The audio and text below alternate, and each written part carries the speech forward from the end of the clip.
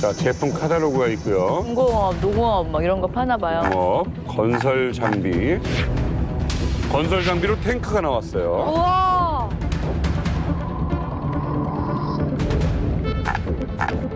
조류 추적 및 연구, 미사일이 나와 있습니다. 진짜 새처럼 날아가서 그러나?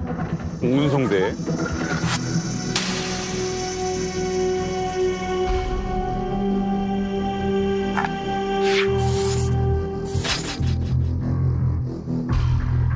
자, 기술자도 함께 제공한다고 그러고요. 사람들 같이 자, 바람 어쨌든 간에 지금 농기구로 탱크하고 조류 연구하는데 지금 미사일이 등장하는 야. 이게 지금 말이 되는지 모르겠어요, 지금 역시. 진짜, 야.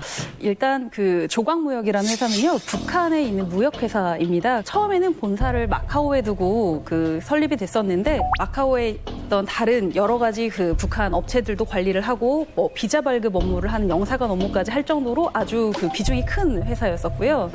그런데 이게 2005년에 북한의 돈 세탁 창구로 의심된다라고 발표를 하면서 더 이상은 마카오에서 활동을 할 수 없게 된 거예요. 네네. 그래서 이제 본사를 마카오에서 중국으로 옮기고 나서는 사실 그동안은 굉장히 잠잠했었거든요. 갑자기 최근에 홈페이지에 무기를 버젓이 올려서 판매를 하면서 다시 화제가 된 회사거든요. 예. 아니 아까 저 화면 보니까 뭐 클릭 몇 번 하면 미사일 가격도 나와 있고 말이죠. 이게 상당히 놀라운. 아니 대놓고 이렇게 홍보하면 실제로 개인들도 그럼 돈이 있으면 살 수 있는 거예요? 600억 정도 그냥 뭐 쇼핑하지 뭐 있으면은. 근데 이제 쇼핑몰 자세히 보시면요, 그 제일 싼 게 50억 정도니까 50억만 있으시면 일단은 사실 수는 있으실 것 같고요. 그런데 이제 중요한 게 막상 살려고 보면 뭐 이메일이든 전화든 뭔가 그 접촉 방식이 있어야 되는데 연락처나 이런 게 전혀 기재돼 있지 않아서 이걸 어떻게 살 수 있을까라고 했는데 그냥 가짜, 혹시 가짜로 만들어진 홈페이지 아닐까 이런 의심들이 많이 받았는데요. 그런데 홈페이지 내용을 자세히 들여다보면 제품에 대해서 좀 더 구체적인 설명이 필요한 사람들은 개별적으로 접촉을 하라고 써 있거든요. 개별적으로. 그러니까 그 뭐 조각무역의 대표라던가 아니면 직원 아니면 중간 브로커들, 암약해서 활동하는 중간 브로커들이 많이 있기 때문에 그런 브로커들을 통해서 개별 접촉을 한다고 하면 얼마든지 구매가 가능할 것이라고 지금 추정을 하고 있는 거고. 저기 예전에도 이 북한이 인터넷 쇼핑몰로 무기를 판매했던 적이 있나요? 그러니까 그런 건 처음인 것 같고요. 네. 원래 이제 북한이 재래식 무기를 많이 개발해가지고 저기 아프리카 지역이나 중동 지역에 무기를 많이 팔아왔습니다. 그래서 2005년 이후에는 그 단동에 이제 그 웅산그룹이라고 있었습니다. 이 북한 무력부가 이제 웅산그룹을 통해서 무기를 되팔았거든요, 계속. 그리고 이제 재료를 갖다 북한에 수입도 하고. 네. 근데 최근에 이제 미국이 이걸 알아가지고 웅산그룹을 아주 작살냈습니다. 그래서 중국 정부에다 갖다 강력하게 우려해가지고 중국이 개입을 했는데, 그래서 그 이후에는 사실은 북한이 길이 잘 안 보이는 것 같아요. 그래서 아마 최근에 이제 사이트를 개설해가지고 뭔가 보여주는 이유가 뭔가 좀 무기를 팔아보려고 하는 몸부림 같은 게 있지 않습니까? 있는데 아마 집중한 것 같지는 않고 대리인을 내세워가지고 아마 하지 않았을까. 그러니까 뭔가 이제 자기네가 집중하게 되면 문제가 생기니까 아마 대리인 세운 것 같습니다, 보니까.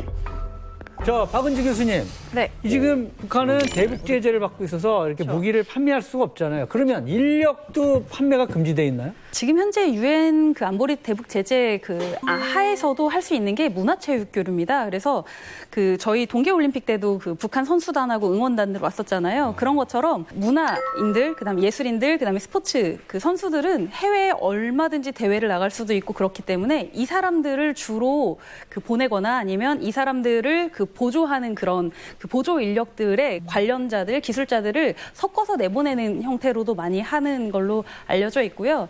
그래서 이제 문화체육을 하시는 분들이 밖에서 정상적인 활동을 한다고 하더라도 좀 의심을 많이 받고 있는 그런 상황입니다. 영화 보면 이렇게 테러리스트들이 그렇죠. 접근할 수도 있지 않을까? IS 이런 애들. 정확히 짚어주셨는데요. 사실 북한이 그런 사람들을 상대로 팔고 싶어서 올린 겁니다. 왜냐하면 저희 같은 사람들은 돈이 뭐 100억이 있다고 해도 부동산을 살 생각을 하지 무기를 살 생각을 하진 않잖아요. 근데 지금 분쟁 지역에 있는 그 무기 그 공급이 원활하지 못한 그런 그 분쟁 지역 국가들, 군 이런 곳에서 주로 이제 북한으로부터 무기를 밀매하는 거기 때문에 그런 정확한 타겟층을 가지고 있다고 생각하면 좋겠습니다. 이게 그러니까 이런 부분이 있습니다. 그러니까 북한의 지금 무기 체계들 상당 부분이 우리가 테러리스트 단체라고 얘기하긴 하지만은 사실은 그게 그쪽 지역에서는 정당이거든요. 정당이자 군대인데 자, 하마스나 헤즈볼라가 이 공격을 하는 이스라엘군을 공격하기 위해서 사용하는 무기 체계의 상당 부분이 북한에서 넘어왔다라는 그런 판단들이 있습니다. 결국 그래서 그 부분들 때문에 이스라엘 쪽에서 실제 뭐 한국이라든가 혹은 주변 국가들에 찾아오면서 북한의 무기 체계를 파악하기 위한 노력들을 굉장히 많이 하고 있다는 것이죠. 그러면 시리아나 이런 경우에는 심지어는 시리아에서 사용된 화학 무기, 그러니까 스커드 미사일 화학 무기가 실려서 발사가 됐는데 이 발사 현장에 북한군 군관으로 추정되는 인물이 목격이 되면서 그래서 이 미사일 발사, 이 화학무기 발사 배후에 북한이 역시 연계되는 것이 아니냐. 그다음에 사실 이미 북한의 무기 체계의 수출 자체가요 이미 커다란 성과를 한번 걸었던 것이요.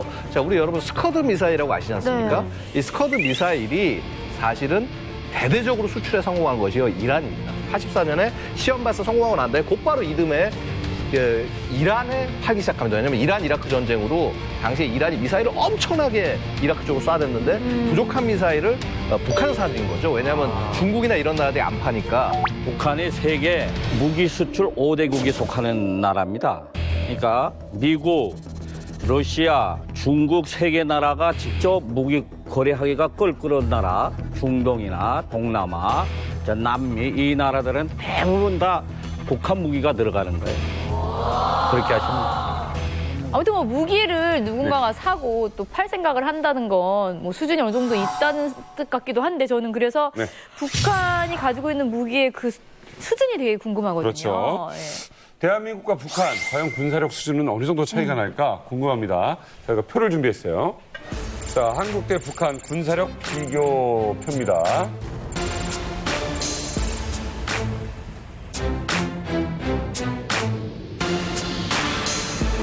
근데 북한 인민군이 이제 128만 명이 한국에 아까 보니까 60만 명 있다고 그래요. 번역이. 이거 갑자기 불안해집니다. 이거 현재의 적은 숫자예요. 어떻게 걱정하지 않아도 될까요? 어떻게 되는 겁니까? 일단 이제 무기라는 그러니까 어떤 전력이라는 게 과거에는 좀 병력 숫자가 많은 게 좀 중요했었는데 가면 갈수록 이제 중요한 것이 이제 무기의 질적 위지 않습니까? 이제 이런 게 있었어요. 놀랍게도 2000년대 초반, 그러니까 90년대 후반에 2000년대 초반에 영국의 그 전략 문제 연구소라고 있습니다. IISS라고. 여기서 보고서가 하나 나왔는데 이 보고서의 내용이 뭐냐면 한국과 북한의 비교였어요. 결과가 뭐였냐면 한국군 자신을 가져라요. 자신을 가져라. 한국군은 미군의 개입 없어도 단독 작전 능력으로 재래식 무기만 한정됐을 때는 충분히 북한군을 격퇴할 수 있다는 보고서가 나와요. 이 정도였어요, 사실. 그다음에 이제 90년대에 여러 가지 이제 국제적인 문제가 이제 복잡해지고 그러면서 북한으로서 선택의 여지가 없었죠. 그래서 북한이 더 이상 재래식 대결로 나가다간 버틸 수 없을 것 같으니까 그때부터 이제 비대칭 무기로 나가는 이유가 바로 거기에 있습니다.